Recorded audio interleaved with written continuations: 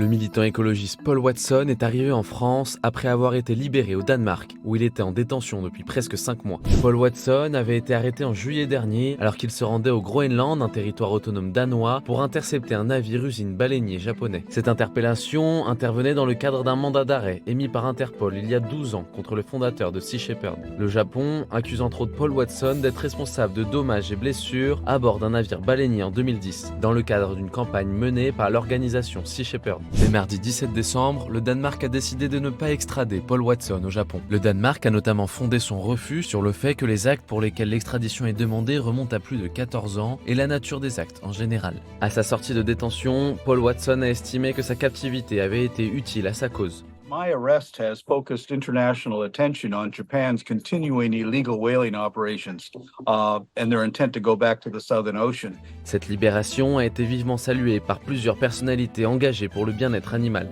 La libération de Paul Watson, c'est le miracle de Noël. Merci mon Dieu. Paul est libre, on a gagné, putain.